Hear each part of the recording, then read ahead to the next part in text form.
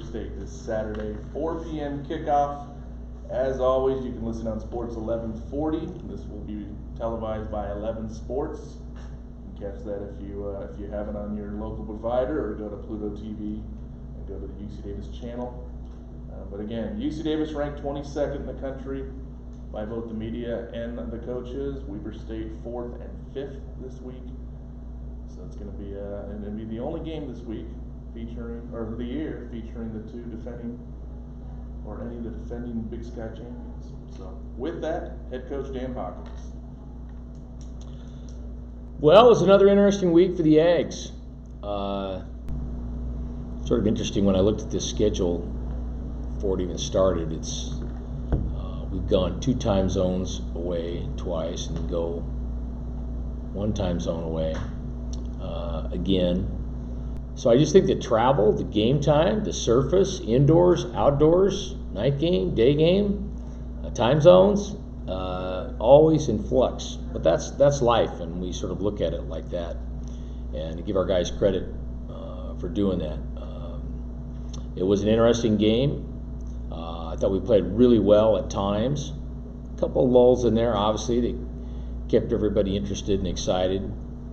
Great to see a guy like Nico Harris, who's had quite a journey himself, going from quarterback to receiver to running back. And really, when you go back to his high school career of him hurting his knee his senior year and coming back for his the state championship game. So really proud of him. He and Christopher Rhoda got some pops at running back because we were a little bit dinged up there. But a lot of really, really great moments and some really clutch plays. Great to see Jake go over 10,000 yards at a place that has a tremendous quarterback tradition and probably has more NFL quarterbacks than half the Pac-12 schools. But to see him eclipse that mark and see what he's doing here has been great, and obviously that's credit to Tim Plow. But certainly made the plays we had to make to win. Jalen White came in and got his first career interception, which was great to see, and maybe was not the painting we want to see, but as I told the staff and I told the team, there's a lot of teams that were on the plane headed back home who didn't score more points than the other team, that they're going to solve some problems on a loss. We get to solve a few problems on a win. But been doing this long enough, you're not going to walk away and feel bad about it. We're trying to score 1 more point than the other team. And we're also trying to get better. We certainly are. But give our guys a lot of credit and our staff a lot of credit for winning on the road. And as you guys know, a couple of years ago, I think we won in Portland. I was shocked at it was amazing how long it had been since Davis had won out of state. I think it was a long time since we've won in Utah. So continuing to break those barriers. We talk about road games, but again, our guys I think they're just very flexible with whatever happens. Facing a Weber team that I have tremendous respect for, and respect for Coach Hill. I think they do it as well as anybody in the conference. Classy guys, play hard schematically. Another physical game in the Big Sky. I think it's interesting. You look at our defensive. I was telling our defensive staff this. You kind of go to 3 ends of the spectrum, back to back to back. You face a triple option team. You kind of face a true spread team, and now you get into a team that's going to line up and try to hammer you a little bit. So quite a task for our defense to adjust in conference 3 weeks in a row like that. But super talented team, very well coached, have a lot of respect for them. Great to be back home. We get the Brewfest going on this weekend. Hopefully we'll have another great crowd. I think as we travel around in our league, and even if you look even at the FBS level, I think the magic that we have going on here at UC Davis Health Stadium is pretty good, and it's pretty rich. Good crowds, great event, great place to be. Stadium's kind of cool in and of itself, and the environment. And I reminded our guys this morning about that. They're going to a great university. They got a great environment, great tradition. Cool thing to be a part of. So it'll be a great event. It'll be a great game. It'll be a great opponent. Another chance for us to test ourselves and get ready for the stretch run. We'll have a bye the next week, but it'll be a great month of football. So 3 of your final 4 opponents are ranked in the top 9 right Yeah. now, and and even the fourth would be 30th if you counted it out. Yeah. It's a great challenge, but a great opportunity too.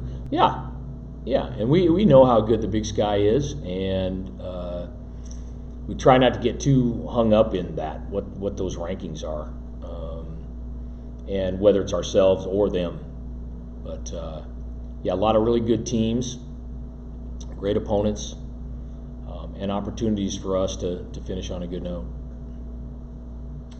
We actually have a question from our viewers. Yes. From Kai. Love to hear Coach's thoughts on how to stop Weber's run attack. Good question. We'll spend some time in Canada. There's 12 guys on the field, so we're really exploring that opportunity. We have at times like to play 10 guys on the field this year, so we have not had 12, but maybe we'll attempt to get 12 on the field. They're tough. They're tough. Really well coached line. Brent Myers is a friend of mine. I coached with Brent before, and a really talented football coach, and they've got a big physical group, and their back is really, really special, and they're going to give you a lot of looks. So you got to get ready to go, and it will not be easy. Do you think the last couple of weeks with some of us come back to the second half, is that a lot of like a momentum type of thing, or is there anything you can chalk that up to? I don't know. For whatever reason, our guys they're better with their back against the wall. I know that. They do not like smooth sailing. They always say, smooth waters never made a good sailor. So they like it when the wind blows and the ship starts rocking and bells start ringing and they're ready to go. It's all hands on deck. So I joked before that maybe we should just spot whoever we're playing 14 points and say, okay, game start. We're down 14-0. Let's go. But yeah, they managed to finish, which is obviously the most important point. And we keep trying to get for that whole 60 minutes, but we're in a good spot right now. We're in a good spot. Talk about that running back. 328, Something like that. Yeah. 24. At Weber? At one game. He's a real talented player. Real talented player. Have a lot of respect for him. If you look at him, he's not the biggest. He's not the biggest guy, but he sure runs hard. He's just elusive. He's slippery. He can make people miss. You could tell when we went down to Frisco last year for the awards. You could just tell what kind of kid he is. He's got a real strong vibe to him. A real strong spirit. Last year? Was he a finalist last year? I think he was up for freshman. He did. Oh, so he got the freshman. Yeah. And he got co-player of the week this week. Okay. For conference. National or just Johnson? No, National went to the Sac State quarterback. Just a question about the practice facility. It looks like it's coming around really well out here. Is there a chance you guys can break that in before the end of the season? Yeah, really fired up. I think that signals growth in the program, and I think it's a good signal to recruits. We're doing great in recruiting right now. I'm really fired up about the talent we have coming as well as the type of kids we have coming, and they look at a place like UC Davis, who's one of the best schools in the country, who cares about athletics and cares about football, and they see that investment. I can't tell you how huge that is. It also is great for us that we don't have to bike across campus and practice over there. So it'll save us a lot of time, a lot of efficiency. Every time I drive by it, I shed a tear a little bit. It's just really incredible to see the investment. So we're hoping we get out there a little bit. I don't want to tear that grass up too much, but it'd be fun to get out there. I think when we first started, we said, maybe in October we'll get out there, but it looks like maybe in November. So we'll have to see how that grass is taking. I certainly don't want to tear it up, but it'd be fun to get out there, if nothing else, just for the momentous occasion. Why do you put grass in there if you're playing on real grass? Is it just too hot to play on? I think if there's a heat factor in there, I still believe this, Bob. I don't know if the studies will go back and forth. I just think, I know even just coaching on it, it's just a little easier on the joints. I think it's just not as much impact. Don't play as many games on grass anymore, for sure.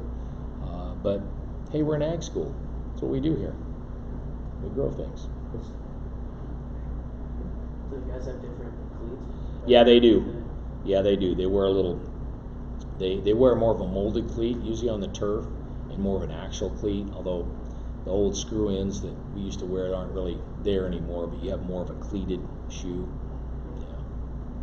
I heard the Boomer Schooner is available if you want to make it really exciting. Boy, that's tough. That was tough duty, those guys running They're that. lucky somebody didn't break their neck. Yeah. Especially that woman. I mean, she flew off of They there. came flying out of there. That's a tough deal. On like an average Saturday like this last week, do you watch other games or like? Oh yeah. Obviously, you heard about that. Oh yeah, we're fans for sure, and we watch a lot of film and we watch a lot of other teams, and I think we try to bring that to bear to our guys, whether it's a situation that comes up or activities that happen. But yeah, we're fans too, and of course you can get it right on your phone, so we'll sit there and watch it. A lot of times, if we're having a pregame meal, we'll put the game on it, some game on. It'll be in silence, but yeah, we're fans too. We like to watch football. I remember last year at the airport, out in front of the airport somewhere, Montana was playing Portland State, and there were about 50 guys around the phone waiting for that last field goal that Portland kicked. Yeah. It was like a 52-yarder, and he made it. Yeah. Did you see Morosky's team kicked a 58-yarder? Yeah. The other team College scored Idaho, with- the Yotes. The other team scored with 21 seconds left, and they got down and kicked a 58-yarder. He knows. He knows the miracle game. He knows what can happen. Yeah. Yeah. Speaking of alums, one of the things we have this weekend, we're honoring Bo Eason. What are your memories of Crash as a teammate? Bo was, I believe he was the fastest guy on our football team. And back in those days when you ran, 4.4 or 4.5, you were blazing, and he was blazing. And his nickname was Crash because he would crash into you. He would bring the load. I think Jerry Glanville was the guy that said he had a something like an NFL. He had an NFL speed and a D2 body or something like that.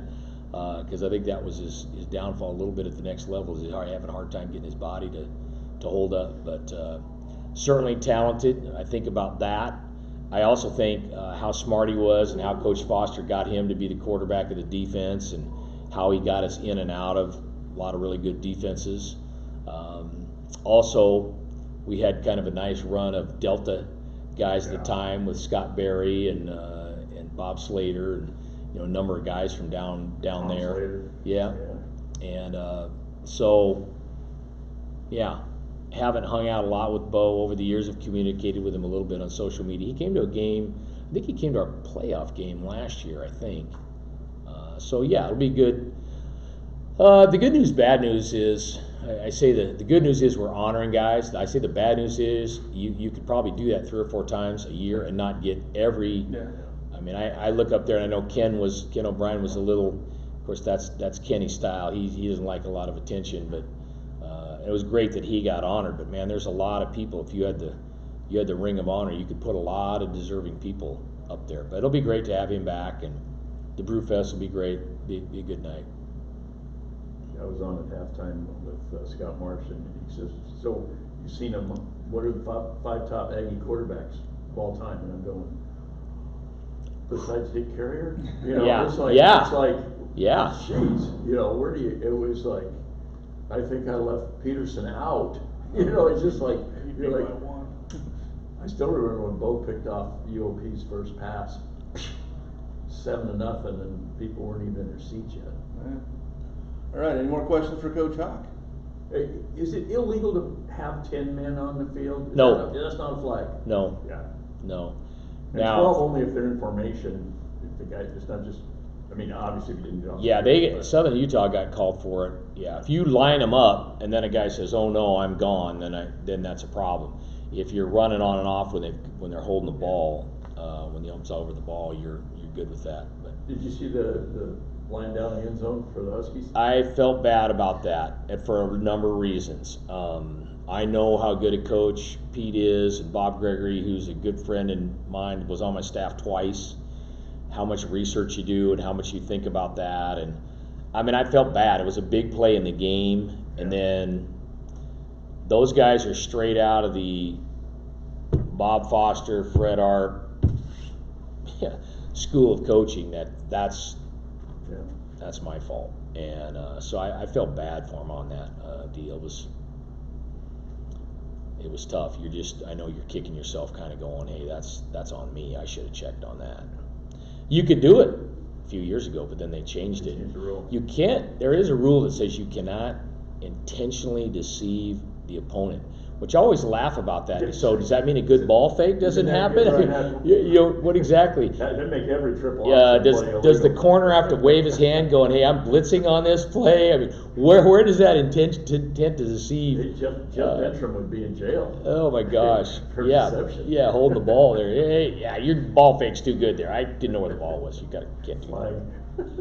So yeah, there's I'm always learning. It's just funny. The more you watch, the more you learn. You see things happen, and they're always crazy. I'm surprised the official didn't blow the whistle and say, we got a guy down, you know, guy's injured, you know. We talked about. All right, any more questions for Coach Hawk? I just was wondering if you saw the ESPN's College Game Days getting some FCS love this week going to South Dakota State. Yeah, I think that's cool. I wish they would have got us in North Dakota, or North Dakota State, but no, I think it is great. And I'm one of those guys, again, I've coached 5-year-olds, I've coached 41 years old. I've coached from youth all the way to professional football in Canada. And I'm always amazed, I get it, that all this attention goes to FBS and by and large Power 5. And let's face it, sometimes it's SEC. And there's a lot of really great football. When I was doing radio with Mark Packer, we used to do a thing on Fridays, and I called it 5 games up the long sleeve dry fit. And I'd pick out all these small college games where these cool things were going on. We had the greatest time with it, but so many really good football things going on. And I obviously am well steeped in that, obviously coming from Davis, which was D2 at the time. And I was at Willamette. We played against Frosty Westring, who was 300-game winner, ton of national championships, Linfield. So you know about all these other programs out there. So it's fun to see them get some recognition as well. And everybody seems to migrate, like I said, to this other level. And trust me, I get it. I get it. But there's a lot of good football going on out there, and I think for the good of the game, it's great to highlight that situation for sure. Speaking of Linfield and Willamette, I think Willamette wants you back. Whew, they've had some tough days there on the mill stream. I feel bad for them. So hopefully they can get it going. I know this, when I was at Willamette, our president was very supportive.